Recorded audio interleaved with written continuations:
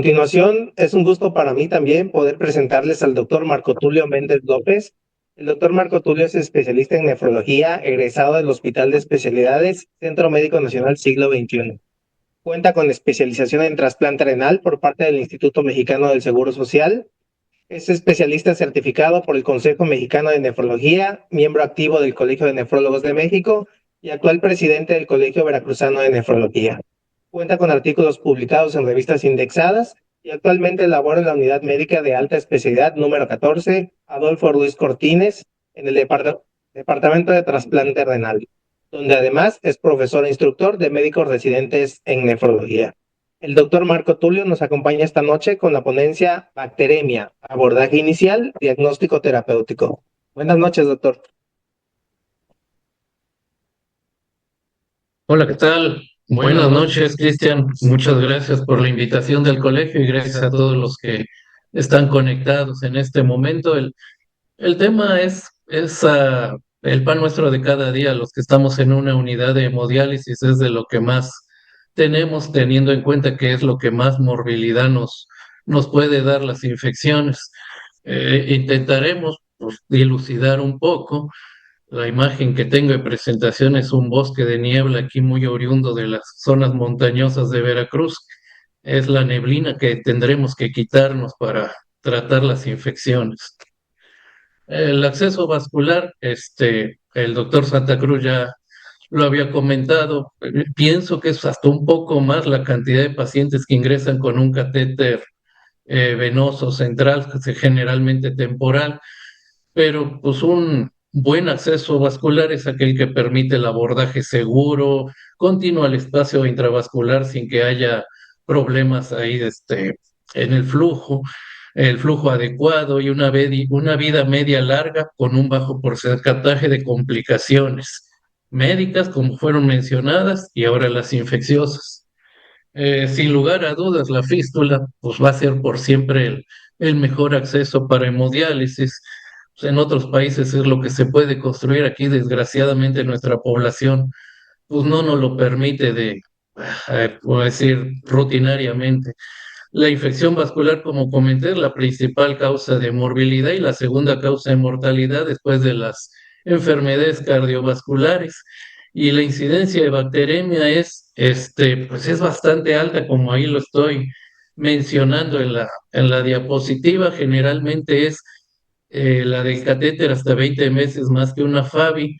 Una bacteremia, pues dice 26 veces más que en una población general. Y dependiendo del catéter puede ser hasta de 6.6 la incidencia en catéter no tunelizado. Sin lugar a dudas, en los grandes cortes de análisis, todos sabemos que el germen más importante son los gérmenes gram positivos. De estos, el estafilococo coagulasa negativa es tal vez el más importante. Eh, en base a ello, la patogenia de cómo se pueden formar es que el estafilococo, desde que el catéter entra en contacto con la sangre, empieza a producir fibronectinas y placas formadoras ¿cómo se puede decir? Perdón.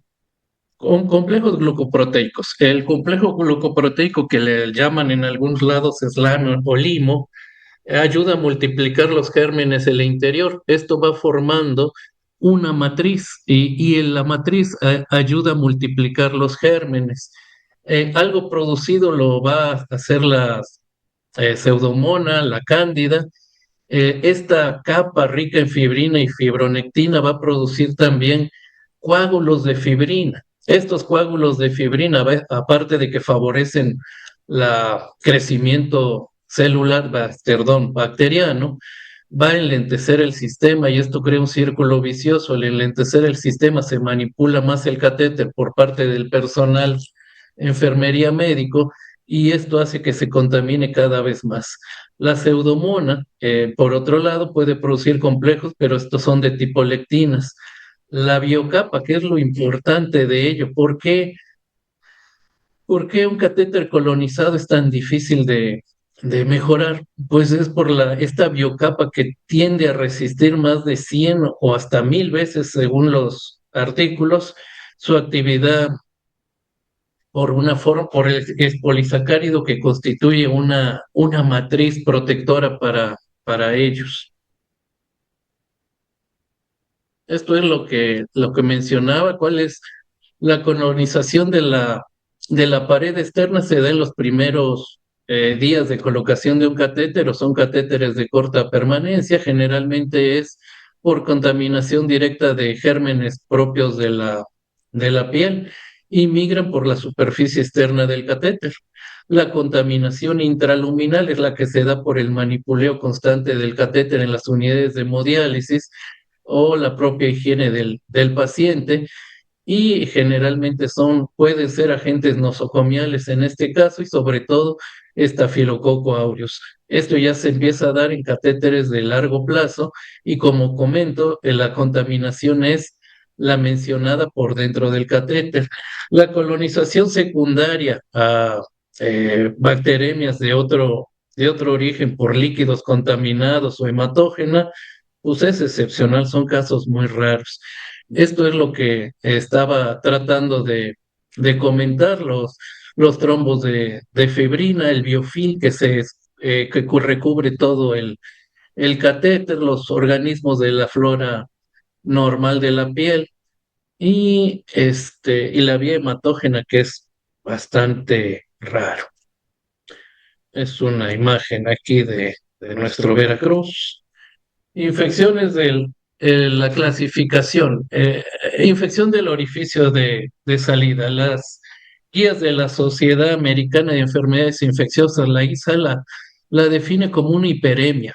Induración o sensibilidad menor a 2 centímetros desde el sitio de salida, asociado a no a bacteremia. Y los Centros para Control y Prevención de Enfermedades, lo único que cambia en su definición es que esta puede ser en ausencia de infección sistémica concomitante, y el punto es que no tenga pus. Esto es una simple afectación de la piel en el sitio de inserción. Difiere de la tunelitis, en el cual ya el sitio de salida se ve comprometido hasta se extiende más de 2 centímetros a lo largo del túnel subcutáneo, puede o no estar asociado a bacteremia.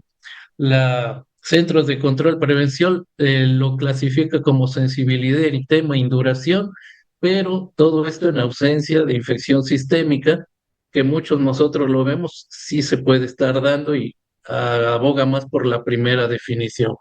La bacteremia relacionada con el catéter, también encontramos definiciones agregadas. El- la definición que pienso yo queda más es aislar el mismo microorganismo como mínimo en dos cultivos, uno cultivado del lumen del catéter y otro de vena periférica. Normalmente, y para corroborarlo, se utilizan criterios diagnósticos que vamos a ver un poco más adelante, como los hemocultivos cuantitativos o el cálculo de tiempo diferencial. Cuando no es, eh, cuando no es posible tomar ¿cómo se llama? Conservar el catéter, el diagnóstico definitivo de una bacteremia es cultivar la punta del catéter, toma de cultivo uno de los lúmenes y uno de sangre periférica, y que en los tres esté el mismo germen. ¿Esto de qué nos sirve? Ya sin catéter, pero lo podemos tratar dirigidamente para volver a colocar un catéter con toda tranquilidad posteriormente. Cuando el paciente no es posible, por alguna razón, tomarle la sangre periférica porque estamos conservando vasos u otra alteración, se puede tomar del circuito de la hemodiálisis cuando el paciente está conectado, que es lo que clásicamente hemos realizado en las unidades. El diagnóstico. El diagnóstico, la fiebre, sin lugar a duda, es el síntoma cardinal. Se puede acompañar o no de escalofríos cuando se producen estos dos, la clásica bacteremia de nuestros pacientes. La manifestación ocupa hasta el 60-80% de las manifestaciones clínicas. Puede haber o no la infección del sitio de salida, la tunelitis, que un 5% lo considero bajo, Normalmente sí hay más episodios de pus en estos pacientes y hasta un 25% pueden tener ya complicaciones menos específicas como inestabilidad hemodinámica, estabilidad mental alterado. Puede haber disfunción del catéter y el clásico mal estado general que guardan estos pacientes con infección que muchas veces se nos vuelve crónica. Los factores de riesgo, eh, algo que no debería pasar, pero que sí lo vemos, el catéter no utilizado, pacientes que a veces se saltan sus sesiones o que por alguna razón dejan de acudir.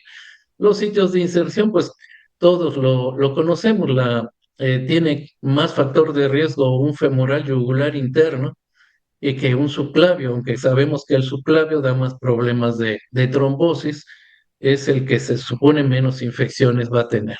La duración prolongada de un catéter, sobre todo nuestros catéteres temporales, que aunque son temporales, los dejamos por largo plazo al no poder abordar al paciente. Un episodio previo de una infección relacionada con el catéter, lo que antes se veía mucho, que en las unidades se estudiaba el transporte nasal del estafilococo aureus, por excelencia, diabéticos, hipolipnémicos, cirugía reciente. Recordar que nuestro paciente con falla renal crónica, pues siempre va a ser calificado como inmunosupresión parcial. Eh, el diagnóstico. El diagnóstico es una bacteremia o fungemia en paciente con catéter venoso, al menos un hemocultivo positivo y con manifestaciones clínicas de infección sin fuente aparente de infección sistémica, excepto el catéter, y uno de los siguientes. Aquí una detención, en algunas series dicen que cuando no es posible tomar todos los cultivos, si tenemos al paciente como única causa probable el catéter y este tenga inclusive sitio de localización o pus, pudiéramos casi tener una probabilidad alta de que es una bacteremia relacionada al catéter. Sin embargo, para certificarlo, tenemos estas dos opciones, los hemocultivos semicuantitativos, los cuales van a ser,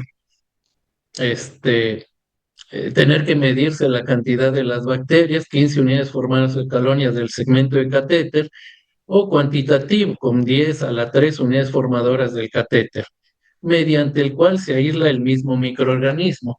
Debe de tener una diferencia el hemocultivo cuantitativo de 5 a 1. Esto es el cultivo del catéter debe de tener mucho más proliferación bacteriana que el periférico. Esa es una de las características diagnósticas.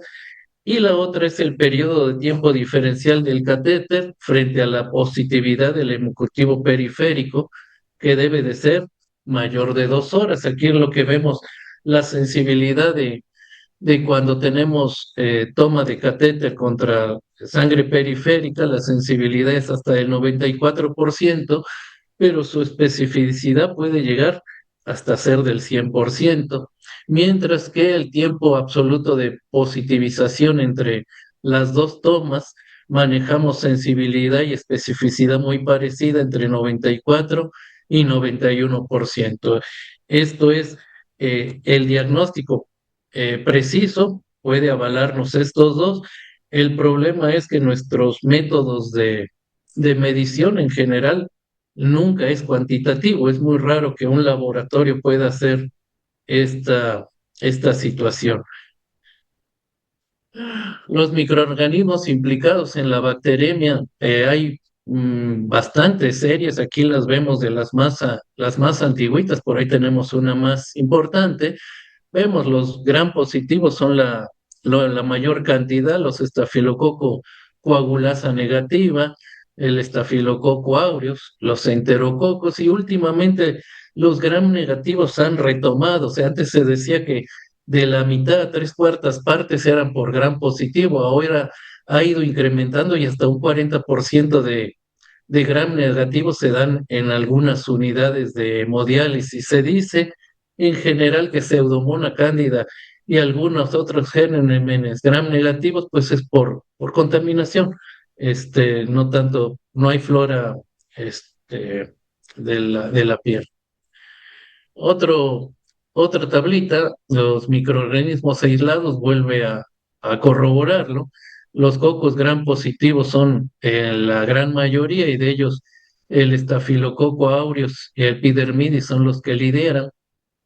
No hay que olvidar al estafilococo resistente a meticilina que de encontrarlo pues se debe de cambiar el, este, el tratamiento a la brevedad. Y podemos ver que los hongos y otras especies, como los gram negativos, son en menor cuantía.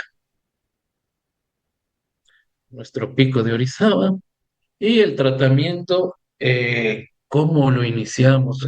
Si hay una infección local, generalmente los antimicrobianos tópicos se pueden utilizar de primera intención, mupirocina en caso de un aureus y azuados en caso de cándida especies. Al no mejorar se pasa a un uso sistémico para ello, esto es un tratamiento de infección local sin sintomatología en general. De no mejorar la sintomatología local se usa algo sistémico, pero de persistir esto se debe de retirar el catéter en caso de ser una infección localizada. La tunelitis, todas las guías lo que sugieren es el retiro inmediato del catéter y antibiótico sistémico por 7 a 10 días, dependiendo del germen causal, de primera instancia empírico para gram positivos y luego el germen adecuado. Siguiendo con el tratamiento y para iniciar un tratamiento empírico, como sabemos que los estafilococos son los gram positivos, perdón, estafilococos son los prevalentes, normalmente se debe de empezar con un tratamiento para ellos. Los no estafilococos que pueden llegar a catéteres son las corinebacterias, también propias de la piel, enterococos y los gram negativos, que como había mencionado, hasta un 40% se ha estado presentando ya en las unidades. Iniciar el tratamiento empírico se ha concluido y nosotros lo sabemos ya de tiempo atrás, la vancomicina más una cefalosporina de tercera generación. Y de este antibiótico ya dirigido, ya cuando tenemos el germen causal, va de 3 a 4 semanas si no hay complicación vía metastásica, si hay alguna como endocarditis o a los discos vertebrales ya se alarga hasta 6 a 8 semanas. El retiro inmediato. El retiro inmediato, las guías lo puntualizan. Es algo que rutinariamente no se realiza con tanta detenimiento como lo dice. El retiro se va a dar con todo catéter venoso no tunelizado, lo cual pues raramente lo llegamos a hacer por la situación de que el paciente a veces es su único absceso. La infección local complicada, que ya tenga el paciente sintomatología grave, como es un shock séptico en este caso, fiebre, bacteremia que persiste después de 48 a 72 horas de iniciar tratamiento adecuado dirigido a ese microorganismo, se considera fallo de tratamiento, hay que retirar el catéter. La evidencia de una infección metastásica, como ya mencionó, y generalmente las guías apoyan que los microorganismos más virulentos como el Staph aureus, la Pseudomonas cándida y conocido y que tengamos microorganismos multiresistentes, amparan que tengamos que retirar el catéter. Las recomendaciones para el inicio del tratamiento, lo tenemos aquí el empírico, vancomicina y una cefalosporina de tercera generación o gentamicina. Si el germen es un estafilococo resistente a meticilina, perdón, y con una concentración media para vancomicina mayor o igual a 1,5, generalmente se tiene que cambiar y también se puede en estos casos valorar el retiro si patología es grave, que es lo que habíamos comentado. El tratamiento ya dirigido al germen, estafilococo sensible a metilcilina, como lo mencioné aquí arriba, se cambia a daptomicina y la duración puede estribar de 3, 4 semanas hasta 6 si hay complicaciones metastásicas. Estafilococo aureus, perdón, resistente a meticilina, perdón, es la vancomicina si es menor a 1,5 y daptomicina si es mayor a 1,5. Perdón, me confundí en la previa, si el germen es sensible a meticilina, no utilizar vancomicina, ya que las cefalosporinas de primera generación son un poquito más dirigidas para ello. Y estafilococo coagulasa negativa sensible a meticilina y utilizamos también cefalocina de primera intención. Resistente a meticilina es la misma consideración que para el Staph aureus. Enterobacterias, una ceftriaxona es una muy buena opción a menos que haya alergia o tenga gravedad. Se puede llegar hasta uso de carbapenémico por 4 semanas. Pseudomonas, que es bastante fácil de encontrar actualmente, carbapenémico y como opciones cefta, levo más gentamicina. Y si es cándida, generalmente damos una equinocandina hasta conocer la especie y posteriormente pudiéramos utilizar en caso agregado, digo en caso alterno, un anfiotericino boriconazol. Las complicaciones más importantes, la endocarditis infecciosa, la ecografía eh, transtorácica menciona que las válvulas, a veces las vegetaciones muy pequeñas no se ven, por eso se utiliza la transesofágica. Sin embargo, hay varios estudios que nos dan una buena opción tan solo utilizando la ecocardiografía transtorácica.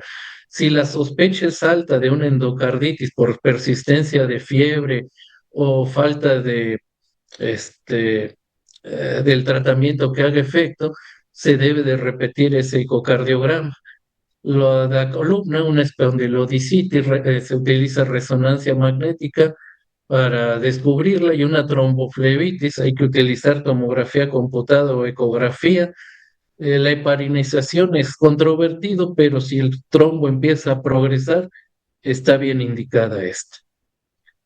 El sellado con antibiótico, cuando se pretende dejar el catéter, cuando hay posibilidad de que el catéter se pueda preservar, se debe de utilizar no solo antibiótico sistémico, sino también con el famoso sellado de antibiótico, ya que solo el manejo sistémico le da alta recidiva y la curación no llega a ser del 100%.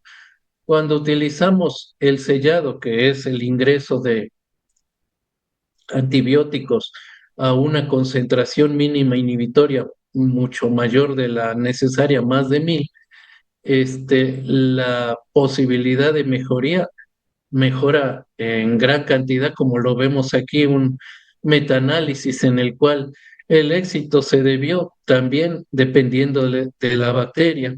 El estafilococo aureus, que lo pongo hasta el final, se ve que sí hay un porcentaje de éxito del 50% aproximadamente, pero la mayoría de guías nos dice que estafilococo aureus es sinónimo de retiro del catéter. Sin embargo, vemos tasas de curación, sobre todo con gérmenes gram negativos, de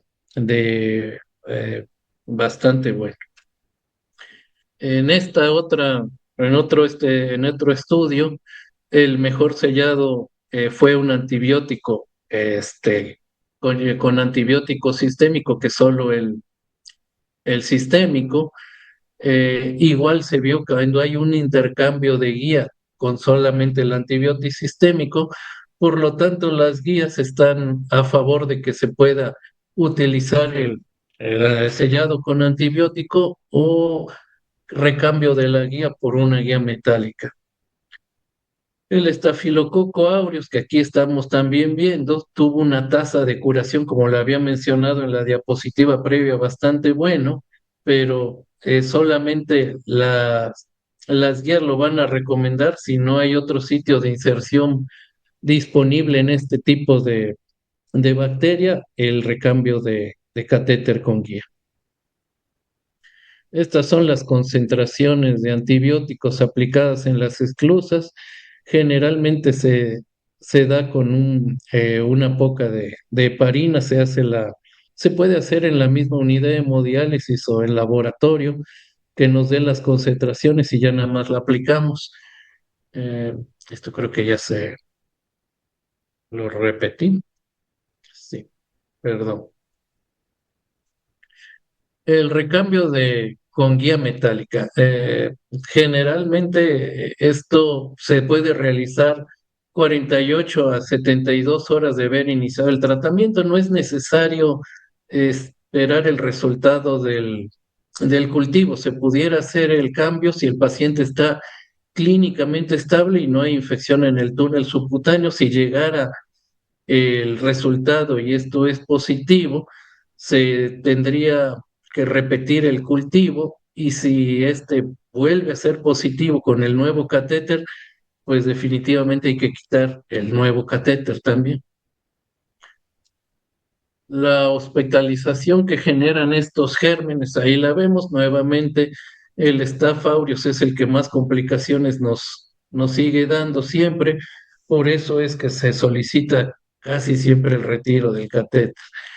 El análisis multivariado de los factores de riesgo de mortalidad, la edad, a un mejor KTB hay mejor respuesta, diabetes mellitus y la sola infección es la que más riesgo de mortalidad genera para nuestros pacientes. Las guías, la Sociedad Española de Nefrología, algunos de los puntos importantes que se encuentran: iniciar antibiótico empírico en espera de los resultados microbiológicos. Se puede utilizar en una infección no complicada el antibiótico sistémico más el sellado. Si es posible el catéter infectado, reimplantarlo hasta eh, tener un antibiótico apropiado y haber obtenido un hemocultivo negativo, de ser posible un lugar anatómico. Si no tenemos ese lugar anatómico, las guías están de acuerdo que se puede por guía metálica colocar en el mismo sitio una vez que se tenga hemocultivo negativo. La daptomicina, como habíamos mencionado, con el estafilococo aureus, también las guías españolas lo promulgan y no es necesario, como comenté en algún momento, tomar una de vena periférica, sino que se puede tomar de la línea arterial del circuito separadas por 15 minutos. Eh, Esto es una guía de Perú para que está muy a la altura de lo que hacemos aquí en México también. Son las pruebas que hemos estado mencionando, gran positivos, gran negativos y utilizando también vancomicina. Foto del Tajín. Eh, es una tabla que casi hemos llevado siempre utilizado. El paciente, si tenemos eh, una bacteremia complicada, como es la trombosis o gemelitos endocarditis, se debe retirar el catéter y continuar antibióticos 4 a 8 semanas. Si no está complicada, perdón, si hay una infección del túnel, como hemos mencionado, se retira y hasta 14 días de tratamiento. En una no complicada, en estafilococo coagulasa negativa, la opción es el sellado de catéter por 10 a 14 días, cada vez que va el paciente a unidad de hemodiálisis, y solamente retirar el catéter si hay deterioro o persiste la infección.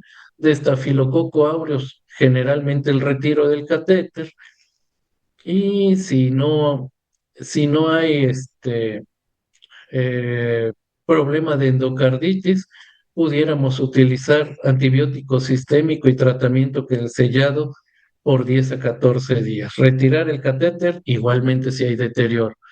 Bacilos gram negativos, retirar el catéter, también tratamiento 10 a 14 días. Se puede utilizar también en estos, como ya vimos en una diapositiva previa, el tratamiento de rescate con el sellado de antibiótico por 10 a 14 días y cándida especies, quitar el catéter y después antifúngicos por 14 días.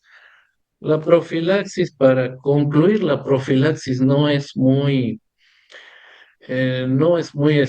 recomendada, pero en casos de riesgo se puede utilizar antibiótico tópico como la polisporina. En algunos estudios el riesgo relativo bajó de hasta un 60% y la mortalidad también se redujo. La mupirocina lo reduce en un 85%. Sin embargo, al utilizar esos antibióticos tópicos puede aparecer resistente a meticilina los estafilococos. Los catéteres recubiertos con antibióticos antisépticos, no hay estudios a largo plazo, solamente en menos de un mes.